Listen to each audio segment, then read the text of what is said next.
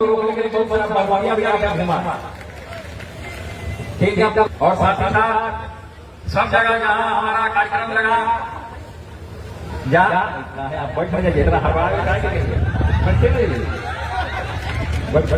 आज फिर वही बात होगी, वही बिहार का इलेक्शन, वही बिहार के पसमानदा मुसलमान, वही सीमांचल का किस्सा, ये सारी बातें होंगी। लेकिन इसमें कुछ दिलचस्प बात भी है। अगर आप लोग वीडियो आगे देखेंगे तो हो सकता है शायद आपको देखने को मिले और आप समझ पाए हमारी बात को। दोस्तों, मैं बात कर रहा हूं, जब लोग MIM पार्टी पर आरोप लगाते हैं कि असदुद्दीन अवैसी इलेक्शन लड़ने के लिए अपने कैंडिडेट से 1-1 करोड़ रुपए मांगते हैं, कोई कहता है कि 5 लाख रुपए मांग रहे हैं, कोई कहता है, जो इस तरह के आरोप, तमाम तरह के आरोप लगते हैं भाई, तो इसका जवाब अख्तरुल ईमान ने बखूबी जो है लाइव आकर के इंटरव्यू देते हुए इसका जवाब दिया। अच्छा, ये आम बात है कि 90 लाख रुपए हेलीकॉप्टर के लिए जमा करना होगा, ये चर्चा में अरे चल, इस पर मैं कर रहा हूँ, सब लोगों को कर रहा हूँ, आज भी कह रहा हूँ कि भेजो। एक इलेक्शन में लोगों के खर्चे हो रहे हैं, 90 लाख नहीं, 1 करोड़ से ज्यादा में कॉन्टेक्ट हुआ है उसका। ये कौन भरेगा? अब इसी साहब का बजान भरेंगे, अख्तरुल ईमान का बजान भरेगा। इलेक्शन आप लड़ेंगे तो नहीं बढ़िएगा पैसा। तो यहाँ पे ये अच्छा, उसके बाद सुनिए, उसके बाद मैं सुनू, और उसके बाद सुनिए, एक कैंडिडेट को 3-3 बार लोकल अखबार में आप लोग लेते हैं उसका काम, और नेशनल मीडिया में देना है, टीवी में देना है, और पिछले बार इलेक्शन लेकर के चले, लड़के भाग गए, पार्टी फंस गई, पैसे हम लोगों को पे करने पड़े। अभी भी कई लोगों को कहा गया कि भाई उसके पैसे एडवांस कर दो, नहीं दिए और अभी तक नहीं दे रहे हैं। तो आप किसी के अंदर की बात, मेरे बावर्ची खाने में क्या पक रहा है उसके बारे में बड़े फिक्रमंद आप। भाई तुम इलेक्शन लड़ने आए हो। लेकिन इस जवाब से संतुष्टि लोगों में नहीं आई है, क्योंकि ये जवाब देना ही सही नहीं हुआ है, ये जवाब ही गलत दिया है अख्तरुल ईमान ने। अख्तरुल ईमान को ये कहना चाहिए था कि भाई अगर आप इलेक्शन लड़ रहे हो तो हमारी ही पार्टी से लड़ रहे हो, ठीक है, लेकिन अगर मैं आपके पास आऊंगा तो हमारे लिए जो है हम किराया भाड़ा, हमारा खर्चा, हमारी जो है वो जरूरतें कौन पूरी करेगा? भाई अगर हम आपके लिए आ रहे हैं, कोई अभी जो है किसी के लिए प्रचार करने के लिए जाता है तो उसका खर्चे का जिम्मेदार कौन होता है? जो बुलाता है वही तो जिम्मेदार होता है। तो इस तरह से जो है उनको जवाब देना चाहिए था, लेकिन उन्होंने जवाब नहीं दिया, जवाब दूसरे तरीके से दिया। आप लोग देखिएगा वीडियो में, आप लोगों ने देखा होगा वीडियो। अच्छा, फिर एक नाम है जो बिहार में बहुत ही जोर शोर मचा रहा है, बहुत ही ज्यादा शोर मचा रखा है। यहाँ तक कि नेशनल मीडिया से, मतलब हर एक मीडिया, टीवी हो या जो है अखबार हो, सब जगह पे उस नाम का जिक्र होता है, सब जगह उस नाम के बारे में, नाम उस इंसान के बारे में लिखा जाता है, नाम लिया जाता है। दोस्तों, मैं बात कर रहा हूँ MIM के कैंडिडेट हैं ढाका विधानसभा से रंजीत राणा की जो बात करने का अंदाज है, जो बात करने की सलाहियत है उनके अंदर, और फिर जो उनके साथ काम करने वाले लोग हैं, जो उनसे मोहब्बत करने वाले लोग हैं, लोगों के साथ चलना फिरना, उठना बैठना, ये जिस तरीके का अंदाज उनके अंदर पाया जाता है, इससे लोग बड़े प्रभावित हुए हैं। क्योंकि जब उनका नामांकन हो रहा था तो इतनी भीड़ इकट्ठा हुई, फिर उसके बाद जो है जब वो नामांकन भरने के लिए गए हैं तो उनके पीछे लाखों की भीड़, हजारों की भीड़ इकट्ठा हुई, और इस तरह से तमाम जो है, और काफी टाइम से जो है रंजीत राणा MIM से जुड़े हुए हैं। लेकिन इसी बीच जब आदिल हसन का भी जिक्र करना जरूरी होता है, आदिल हसन का भी जिक्र होना चाहिए, क्योंकि वो भी कई सालों से जो है MIM में लगे हुए हैं, और उनका ये साफ कहना था कि अगर हमें पार्टी टिकट देती है तो भी ठीक है, नहीं देती है तो मैं एक जो है खादिम की तरह, एक नौकर की तरह पार्टी की खिदमत करता रहूंगा, पार्टी की नौकरी करता रहूंगा। उन्होंने तो कभी इलेक्शन के लिए टिकट नहीं मांगा, और फिर जब लोगों ने उनसे सवाल किया तो उन्होंने यही जवाब दिया कि ठीक है, मैं हूँ, MIM के साथ हूँ, मैं अगर मुझे टिकट मिलता है तो भी मैं चुनाव लड़ूंगा, अगर नहीं मिलता है तब तो मैं जो है पार्टी की सेवा करते रहूंगा, खिदमत करता रहूंगा, मुझे इलेक्शन लड़ने की कोई जरूरत नहीं पड़ेगी। लेकिन जब दूसरी तरफ मौलाना सालिम कमर चतुर्वेदी साहब को देखा जाता है तो उनके सोच को, उनके विचार को, उनकी जो है दूरअंदेशी का क्या कहना है भाई, उसका कोई जवाब ही नहीं है। अभी तक टिकट फाइनल नहीं हुआ था, उन्होंने जो है इस्तीफा दिया और फिर जो है दूसरे पार्टी में चले गए। तो इस तरह से उनको नहीं करना चाहिए था। हालांकि जब वो ये कर रहे हैं तो ये बहुत अच्छा काम नहीं है। हालांकि इससे एमआईएम को दिक्कत होगी उस जगह पे, लेकिन फिर ये सुनने में आ रहा है कि मौलाना सालिम कमर चतुर्वेदी का जो है नॉमिनेशन ही रद्द हो गया है। तो वो जो है आकर के लाइव आकर के फेसबुक पर ये बताते हैं कि हमारा नॉमिनेशन रद्द हो गया है, हमारे पीछे लोग लगे हैं, बड़ी साजिशें हो रही हैं, लोग जो है साजिश कर रहे हैं। चलो ठीक है मौलाना, मैं जो है मानता हूं आपके पीछे साजिशें हो रही हैं, आपको एमआईएम ने धोखे में रखा, आपसे जो है आपको टिकट नहीं दिया, बोला था टिकट देने के लिए लेकिन नहीं दिया।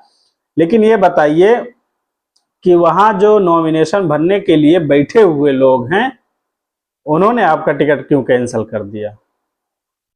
कुछ कमी लगी होगी ना, तभी तो कैंसिल किया है। मौलाना को ये सोचना पड़ेगा कि कमी हमारे अंदर है। लेकिन फिर जब वो जन स्वराज पार्टी के साथ उनकी फोटो आती है, उनके लिस्ट में उनके जो कैंडिडेट लिस्ट है, जब उसको देखा जाता है लोग उसको खंगालते हैं, उस पर जो है उनकी पूरा बाकायदा नाम लिखा हुआ आता है, मौलाना सालिम चतुर्वेदी साहब। तो इस तरह से जो अब्दुल्ला सालिम चतुर्वेदी साहब उनका नाम लिखा रहता है, मैं डाल दूंगा वो पोस्ट, वो फोटो डाल दूंगा, आप लोग देख लीजिएगा। ये भी जो है जन स्वराज का बकायदा नीचे साइन हुआ है, हर एक चीजें हैं, पार्टी का पूरा नाम है। तो इसमें जो है कहीं ना कहीं मौलाना सालिम साहब को दूसरी जगह से ऑफर मिल चुका था। तो ये नतीजा आया कि उन्होंने इस पार्टी से रिजाइन दिया, इस्तीफा दिया और फिर जो है दूसरी जगह जाकर के इलेक्शन लड़ने की तैयारी करेंगे। लेकिन फिर समझ में आ रहा है कि उन्होंने जो है वो जब अपनी बात करते हैं तो वो कहते हैं कि हमारा नॉमिनेशन ही रद्द हो गया है, बड़ी ही जो है। लेकिन जिस तरह से बिहार के इलेक्शन को टीवी और मीडिया ने उठाया है, हालांकि टीवी और मीडिया तो सिर्फ दो ही लोगों का इलेक्शन बताती है, एनडीए और इंडिया और एनडीए, यही दो ही, कांग्रेस और जेडीयू महागठबंधन और बीजेपी और इसके साथ जो है जेडीयू है, इसी की बात करता है। लेकिन जब रंजीत राणा का नाम आता है तो फिर जो है जितने भी टीवी मीडिया हैं वो सारे के सारे जो है रंजीत राणा पे, एमआईएम पे आकर के गिर जाते हैं, एमआईएम से जो है बातें करने लगते हैं। मैं एक बड़ा ही दिलचस्प वीडियो आया, जो तेजस्वी यादव के भैया हैं, उनके पार्टी के कैंडिडेट हैं, जो उनको देखने पे, पहले देखने पे ही इतनी हंसी आ रही है कि आप लोग वीडियो देखोगे तो इतना हंसोगे कि इतना जो है उस कैंडिडेट के अंदर इतना जोश आए, इतना जोश है उस कैंडिडेट के अंदर कि देखने के बाद आपको खुद ही हंसी आ जाएगी। ठीक है, और साथ ही साथ सब जगह जहां हमारा कार्यक्रम लगा, आप बैठ जाइए, लेकिन जब लोग बी टीम का नारा देते हैं, बी टीम का नारा देते हैं और फिर जो है लोग इस तरह से हमेशा एमआईएम को नीचा दिखाने की कोशिश करते हैं, खास करके कांग्रेस, आरजेडी और जितनी छोटी पार्टियां हैं। अभी आप सोचिए, नॉमिनेशन हुआ सबका, सबके कैंडिडेट बटे, सबके सब कुछ हुए, लेकिन सोचिए कि महागठबंधन में तेजस्वी यादव के 14% होने के बावजूद उनके विधायक कितने बनेंगे मालूम है आपको? 51 यादवों को वोट दिया है तेजस्वी यादव ने, और 18% मुसलमान होने के बावजूद महागठबंधन में कितनी सीटें मिली है मालूम है आपको? सिर्फ 18। और जो है 2% वाले मुकेश सहनी मल्लाह समाज से जो आते हैं, उनको कितनी सीटें मिली है मालूम है? उनमें मुसलमानों की कोई जगह नहीं है। मुसलमान सिर्फ जो है बीजेपी को हराने के लिए है, बीजेपी से खौफ खाने के लिए है, आरएसएस से डरने के लिए है। उसको इलेक्शन जैसे ही करीब आता है तो उसको जो है इस काम में लगा दिया जाता है कि तुमको जो है इस बीजेपी को हराना है, तुमको जो है आरएसएस से डरना है, तुमको जो है अपनी मस्जिदें बचानी है, तुमको जो है अपने मदरसे के लिए हमें वोट करो, हम तुम्हारे मदरसों की हिफाजत करेंगे। अरे भाई, जब मदरसे में वो इंसान कभी जाता ही नहीं है, कभी गया ही नहीं है, तो तुम्हारे मदरसों के, तुम्हारे मस्जिदों की क्या हिफाजत करेगा? ये सोचने के लिए दिमाग तो है यार ना आपके पास, ये तो आप सोच ही सकते हो ना। जब कभी जो है तेजस्वी यादव, राहुल गांधी या उनके कैंडिडेट जितने भी हैं, वो जब कभी मस्जिद जाते ही नहीं है, तो तुम्हारी मस्जिदों की लड़ाई क्यों लड़ेंगे भाई? उनको तुम्हारी मस्जिदों से, मदरसों से क्या लेना देना है?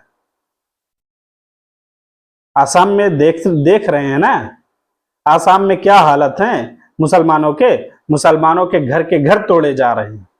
उनको बांग्लादेशी बता करके, उनको जो रोहिंग्या बता करके उनके घर के घर तबाह कर दिए जा रहे हैं। वहां पे एक कानून बनाया कि मदरसे, जितने भी मदरसे सरकारी पहले, अभी भी कुछ हैं, लेकिन जो पहले के सरकारी मदरसे थे उन सबको प्राइवेट कर दिया गया है कि भाई तुम अपना संभालो, हम तुम्हारा खर्चा नहीं दे पाएंगे। क्यों कर दिया गया है? क्योंकि मदरसे नहीं चाहिए, उनको ये नहीं चाहिए कि तुम्हारे मदरसे तुम्हारे घर के बच्चे दीनदार हों, तुम्हारे घर के बच्चों में बोलने की अकल, बोलने की सलाहियत, तुम्हारे बच्चों के अंदर पूछने की सलाहियत पैदा ना हो। इस वजह से मदरसे बंद किए जा रहे हैं। इस वजह से जो है मस्जिदों को गिराया जा रहा है कि तुम ना इबादत कर सको, ना तुम जो है अपने खुदा को याद कर सको। तो अभी भी वक्त है, अभी भी इलेक्शन में कुछ टाइम बचा हुआ है, तो सोच लीजिएगा कि आप किसको वोट देने वाले हैं। लाख बुराइयां हो MIM में, लाख बुराइयां हो असदुद्दीन ओवैसी में, लाख बुराइयां हो अख्तरुल ईमान में, लेकिन तुम्हारे लिए बात तो करता है, एटलीस्ट तुम्हारे लिए संसद भवन में खड़े होकर के तुम्हारे हक व हुकूक की लड़ाई तो लड़ता है। लाख बुराइयां हो, वो अपने लोगों के साथ कैसा रवैया करते हैं मालूम है ना, कैसा रवैया पेश करते हैं मालूम है ना, देखे हो आप। कम से कम इतना ख्याल कर लेना कि वो अगला बंदा हमारे लिए जो है संसद भवन में खड़े होकर के सिर्फ एक MLA है, एक जो है पार्लियामेंट मेंबर है, तो इतनी दहाड़ लगाता है। अगर सोचो, अगर जाते हैं बिहार से, राज्यसभा में ही जाते हैं, आपके 14, 15 या 32 जितने भी सीटों पर MIM ने अपने कैंडिडेट उतारा है, वो जब राज्यसभा में जाएंगे तो तुम्हारे लिए क्या नहीं करेंगे, सारी की सारी फैसिलिटीज तुम्हें मिलेगी। और फिर ये भी है, बगैर MIM के तेजस्वी यादव अपनी सरकार नहीं बना पाएंगे। चलिए, मैं इन्हीं सब बातों पर अपनी बात को खत्म करता हूं और आपसे उम्मीद करता हूं कि आपको हमारी वीडियो पसंद आई होगी, हमारी बातें। अगर हमसे कोई गलती होगी तो मैं माफी चाहता हूं और उम्मीद है कि आप हमारे चैनल को सब्सक्राइब करके हमें हौसला देंगे। धन्यवाद।